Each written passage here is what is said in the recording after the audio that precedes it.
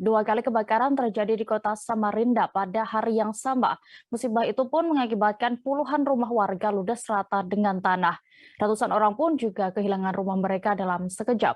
Selengkapnya dan juga bagaimana kondisi terkini dari para terdampak kebakaran ini akan dilaporkan oleh reporter dari Tribun Kalimantan Kaltim. Kami sudah terhubung dengan rekan Rita Lavenia di sana. Silakan rekan Rita. Ya, selamat sore Dea dan Tribuners, dan dapat saya informasikan bahwa 32 rumah yang terbakar tersebut merupakan jumlah total keseluruhan dari musibah kebakaran yang terjadi di hari yang sama, yakni Kamis 26 Mei dengan waktu yang berbeda.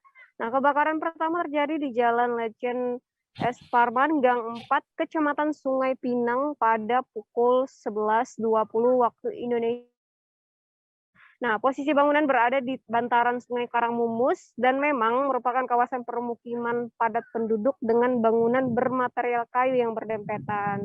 Nah, dari hasil olah TKP oleh jajaran Polresta Samarinda diketahui kebakaran ini disebabkan oleh korsleting listrik di salah satu rumah bertingkat yang menjadi awal api ini, Dea dan Tribuners. Nah, dalam musibah ini api berhasil melahap 14 bangunan dengan 28 jiwa terdampak yang kehilangan tempat tinggal.